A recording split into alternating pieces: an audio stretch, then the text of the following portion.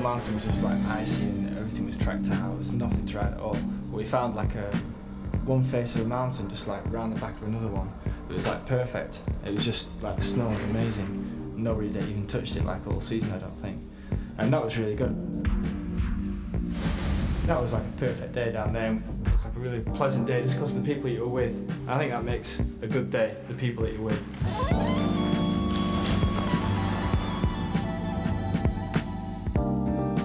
This week, the last show of the series comes from Chamonix, renowned worldwide for its extreme terrain and mountain culture. It lies at the foot of Mont Blanc, Europe's highest mountain. We're here to do a run called the Vallee Blanche, the top of which is up there at the Aiguille du Midi. It's a really famous off-piste run, and it's something that I've personally wanted to do for years. It sounds amazing, but it is for the experts, so I'm going to leave them to it.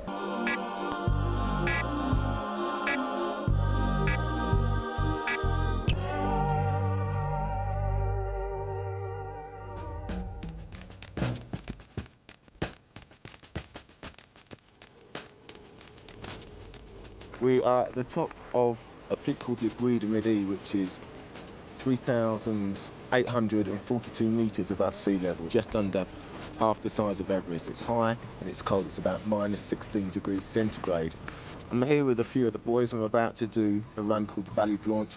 Yeah, it's a 20-kilometre run from here down the Vallee Blanche, which is a glacier all the way down into just near Argentière, which is in the background over there. Tosh, you've been in Chamonix for a while. You must have heard about the Vallee Blanche. What do you know about it? Yeah, I've been around for a few weeks. All I know about this area is big glacier, quite gnarly terrain. I'm looking forward to going down there, see what's going on down there. Like I say, we are quite high. This is the highest accessible point by cable car in, well, the whole of Europe certainly. I'm not sure about the rest of the world. Do you feel the altitude up here? Yeah, you can feel how high up you are and how cold it is, and yeah, so it gets you and you get to the top, you can feel it.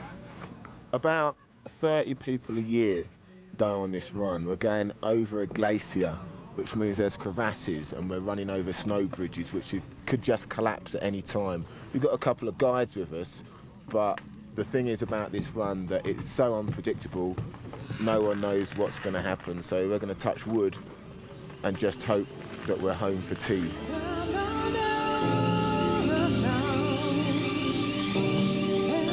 Tosh has been a little bit scared about this, but I've told him that he should become more in touch with his feminine side.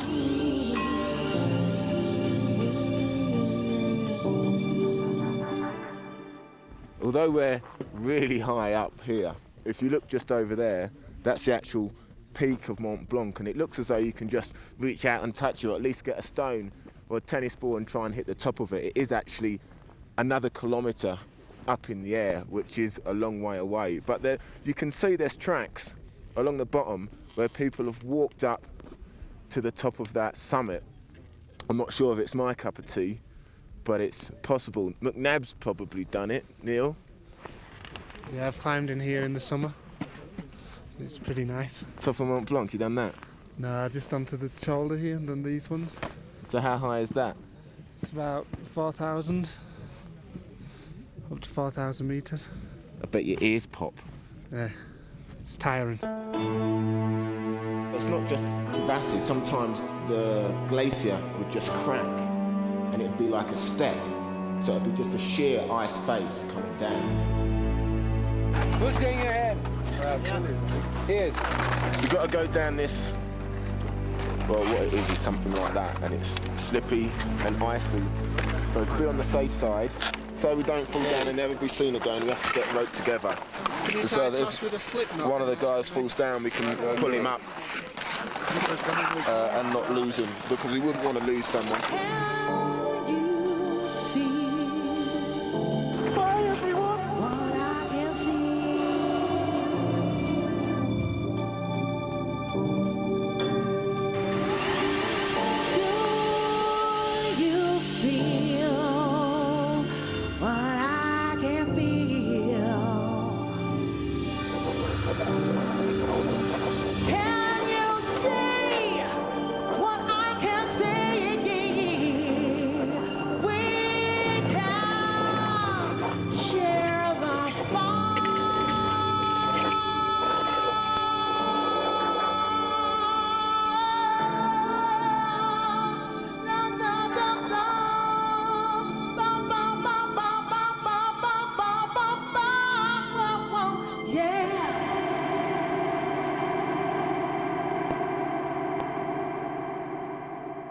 Phil, you've wanted to do the Vallee Blanche for what, something like 5 years now? About 5 years. First time I was in Chamonix about 5 years ago, spent a while here. Heard about it then, but never got round to doing it for some reason. Couldn't afford a guide, I don't think. It was big, really, really big. Coming down the first bit of it, and you think, oh yeah, you know, all a little bit nervous about what to expect.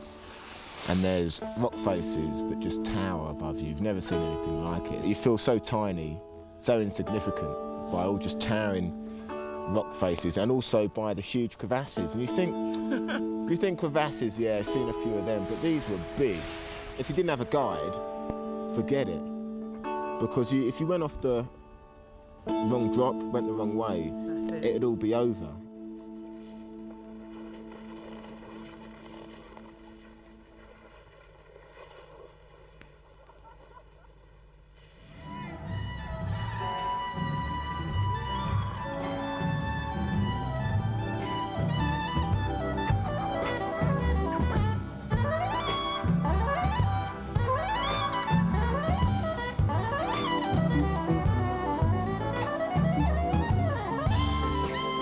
At the moment it's quite good because we've had a good snowfall, but if you came up here before 2 weeks ago and there wasn't a lot of snow, you'd be kind of pushing it. And some of these crevasses you could throw a 3-storey building into, you know, and it wouldn't hit the sides. It's probably like 50 to 200 metres deep, this ice. And yeah, the crevasses are pretty big. So yeah, you've got to kind of know what you're doing if you come out here. Definitely shouldn't be coming out here if you've not got any mountain awareness.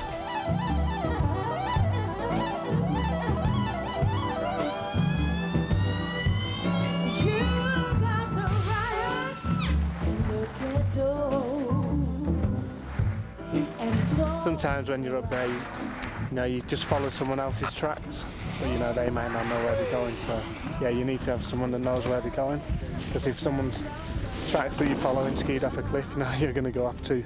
So yeah, you need to have a guide, especially your first time round.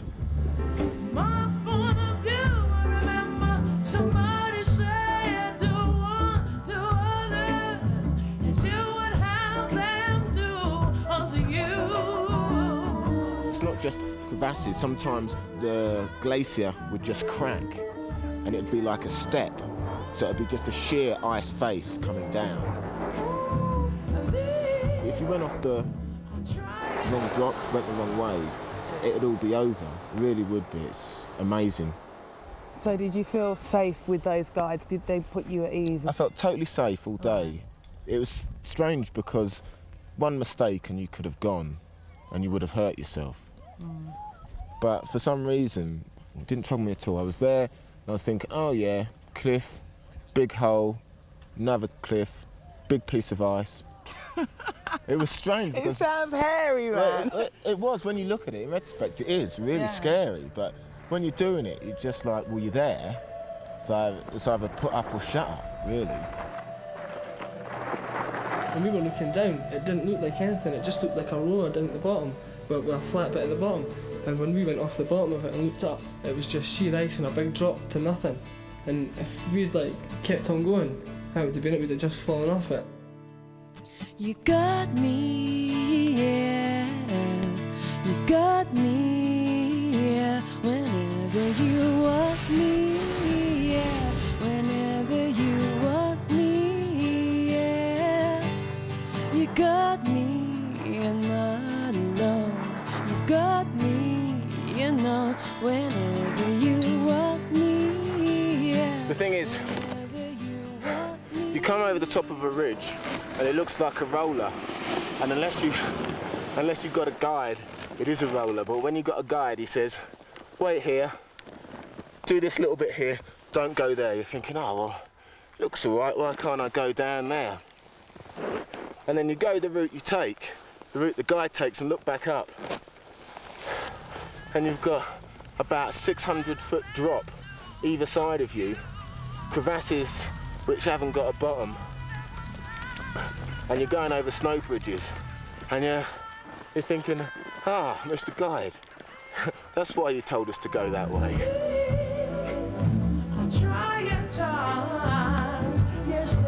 We're about 20 minutes down from the top, and unfortunately Tosh We've had a bit of a mishap, mate. Yeah, a bit of a mishap. Just back up there a little. Has to drop off a little drop off that might have been a jump but wasn't. Sort of landed flat on my nose and it's just catapulted me like an idiot. And this was the result, look.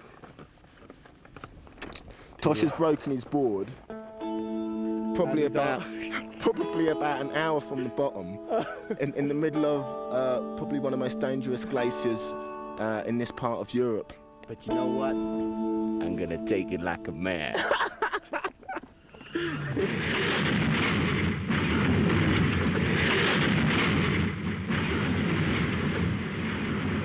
Ouch.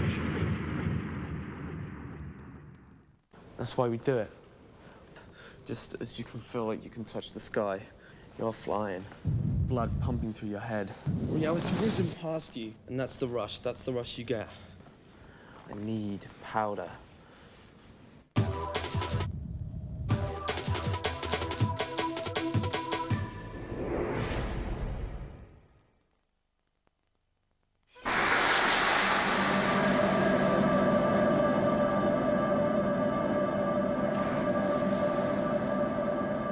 You get the adrenaline rush. That's what snowboarding's about, really. The thing about the British scene is, because it's so compact, everyone knows everyone. And that's so cool. Once you're in there, it's so easy to hook up, to know people, to go somewhere. That's why I prefer the British scene to the other ones, really.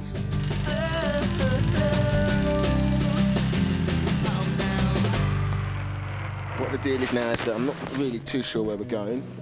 That's not really important, because all I have to do is look at Tosh with his broken board, and then I feel so much better. The thing is as well, when we're going along, there's bits that you probably haven't seen, but there's little snow bridges that are no wider than the length of my board, and we're crossing them as though, you know, it's nothing. And either side of them is death, look. Just death.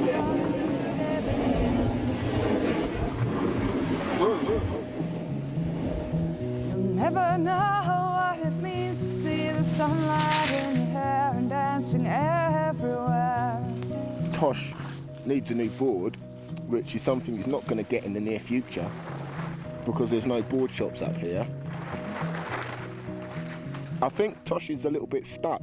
Obviously, we've got to get him down the mountain somehow. A helicopter probably is a bit out of our price range. Otherwise, I guess the only other option is to set the bindings back a little bit and just try and make it work.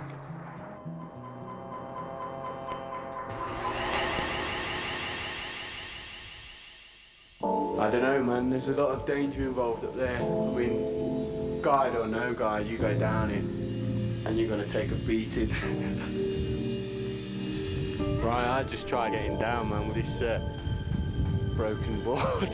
Feels alright as long as I'm sitting right back on the tail. But as soon as I put some weight on the front, it starts going a bit messy. Together we can change it all. Together, big or small. Together we can change it all.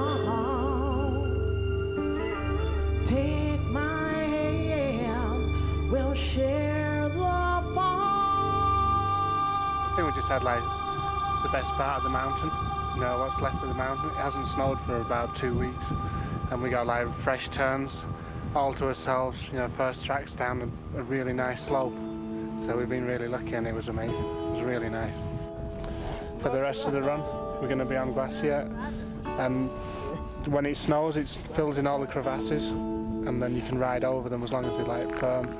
And at the moment, it's quite safe because the air's quite cold, and the snow's not melting up here, so it's pretty good. The glacier's always moving. There's like a big danger, but it's kind of good fun too.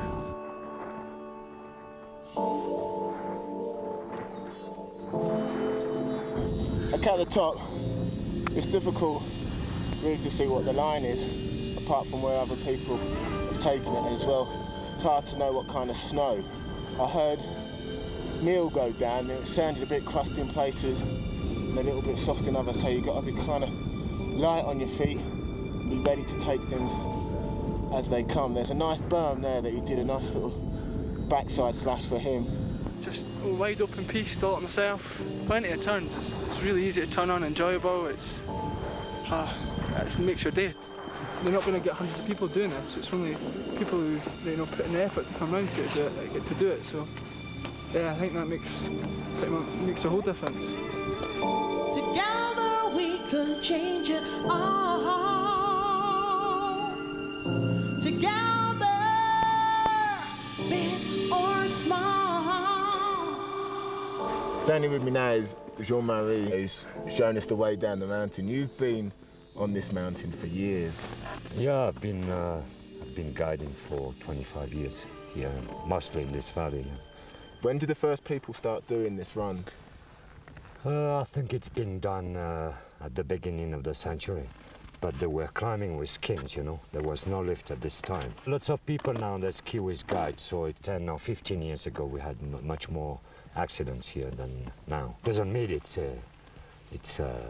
safer now, it's the same, Even in this place here where we are, you'll see there are plenty of snow bridges, just one next to us. It's worth pointing out that, like Jean-Marie says, about 3 yards that way, you poke your hand through the snow and there's just a huge drop. Are we walking on a snow bridge now? Yeah, where we are now, the snow bridges are quite strong. And that's why, in a way, it's much better to stay on skis or to stay on a board if you're not tight with someone with a rope. Otherwise, it's very easy to break a snow bridge and to fall in a crevasse. Then it could be really bad news.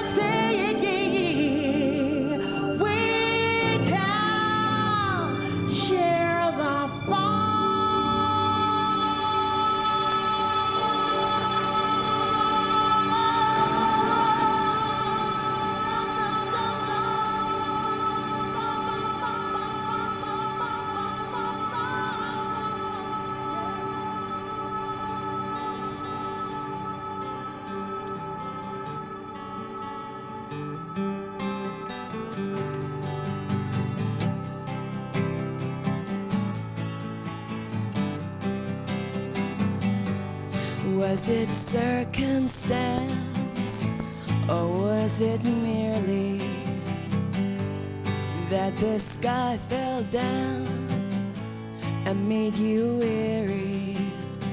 I told you, but you already knew I will miss you. I will certainly miss you. And you look just the same in all of your pictures. Still somehow you changed a fitting or some fixtures. I told you, but you already knew I will miss you. I will certainly miss you.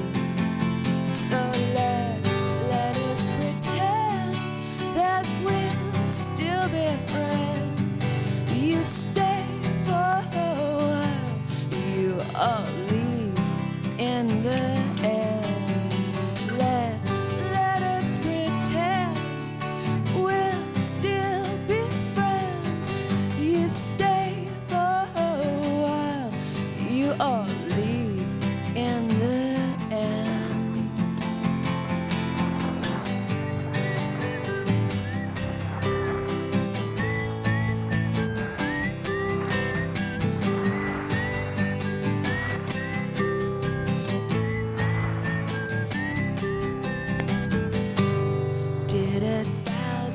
stars come down to greet us. Now it's over 'cause they shake their heads and they leave us. Maybe I just need somebody who I will miss you. I will certainly miss you. Yeah, I will miss you. I will certainly miss you. Yeah, I will miss you. I will probably miss you. I'll miss you. I'll miss you.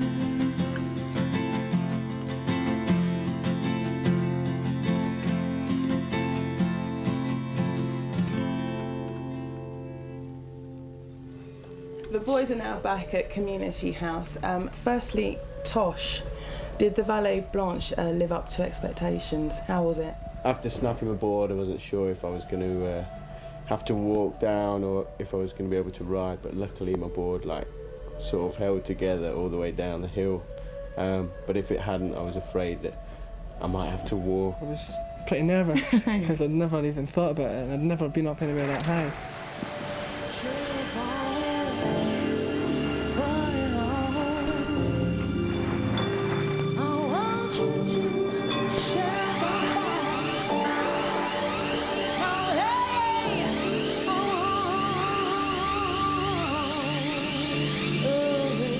Kind of amazing that you can be down here, just in the town, and then 20 minutes you can be over the other side of that ridge at the top there.